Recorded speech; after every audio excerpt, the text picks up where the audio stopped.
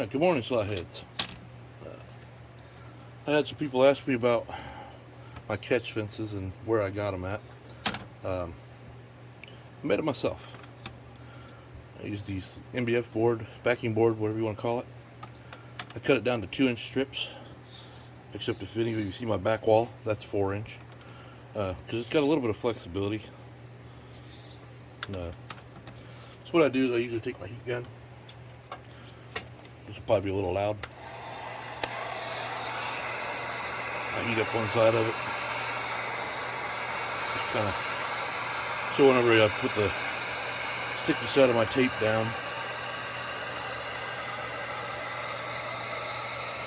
it has a little bit of a heat to it, so it'll help adhere to the board. Don't have to be a whole lot, just enough to warm it up a little bit.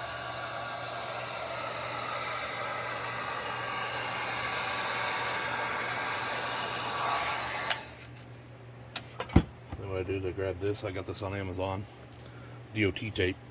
I stretch it out, what distance I need. Try to get enough rough estimate. It doesn't have to be perfect because you're gonna kind of heat it down anyway. So then cut it off.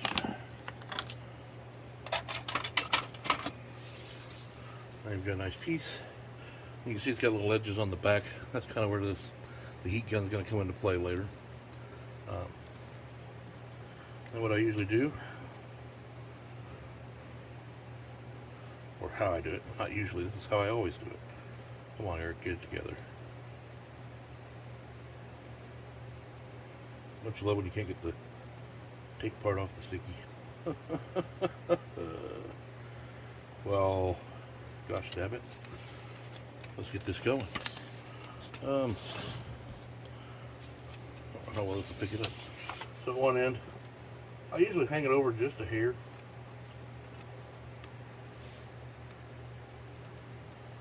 There's a reason for that. I found it works better in the long run. And then all you're trying to do is get this on there. Like I said, the tape's 2 inches. Your cut is 2 inches.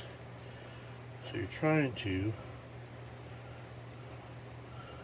line this thing up as perfectly as possible. Nothing's perfect, but you get close, right? Unfortunately, the negative side of me always looks for that perfection. It doesn't always work out for me.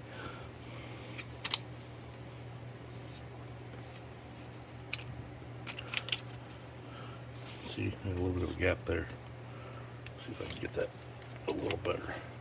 Now the problem with pulling it back up once you've done that is it does pull up a little bit on the board. But it's not that big of a deal. So now I smooth it out. Now you've got a nice look, but here's what I do. I don't know if you see this. There's a little bit of overhang here. This is probably more than I usually have. What I do is I end up heating it with a gun, and it bends right over the edge.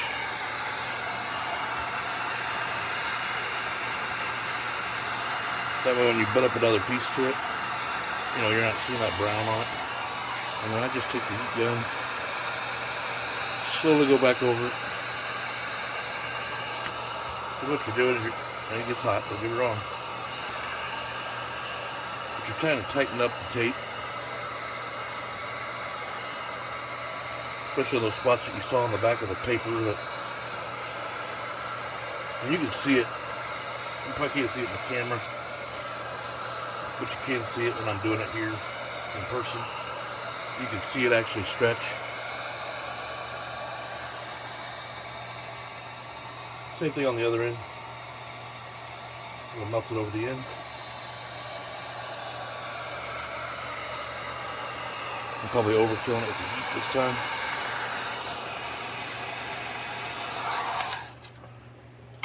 Once you did that,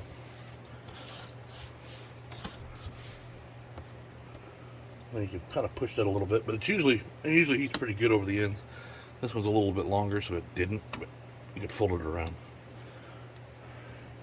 And kind of get it in the right light so you can see, like one of those tape lines. What you do is I just usually try to smooth it out a little bit if the heat gun didn't pull it all the way tight. But now it's tight. Very, very hard to get off. The DOT tape is sticky enough. I just do the extra to make sure it's going to stay there. And now you've got a reflective wall. And this one's arrows. You can get it in different patterns. You can get it in different colors for that matter. Being as I'm Christmas, this is what worked for me.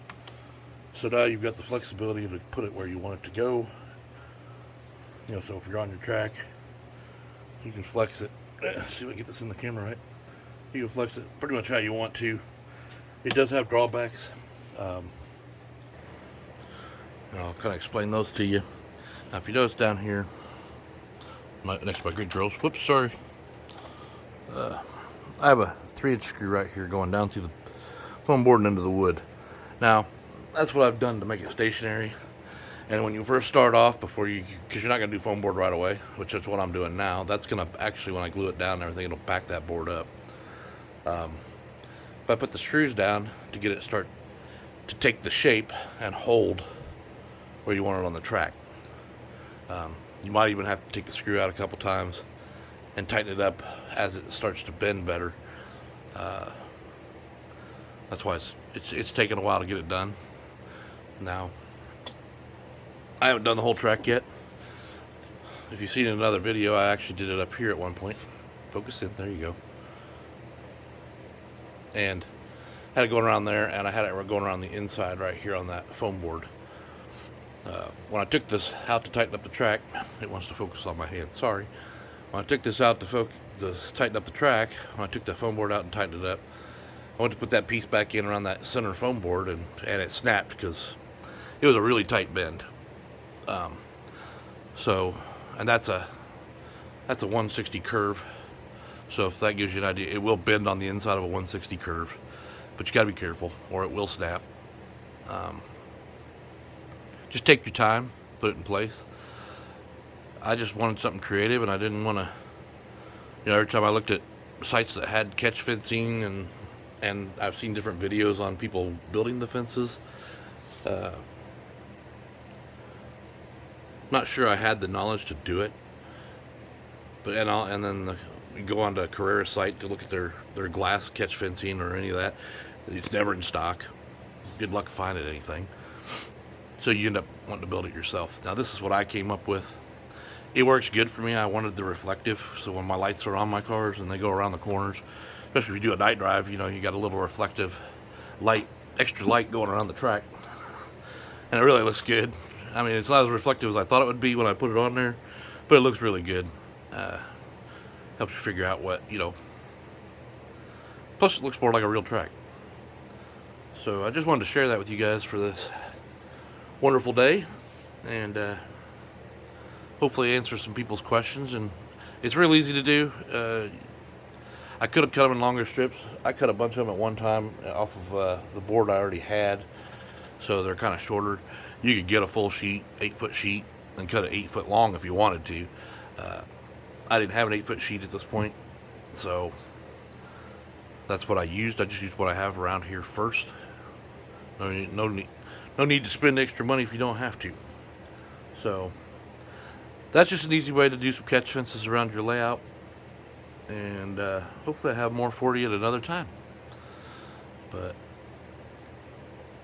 that gives you an idea. Hope you enjoy.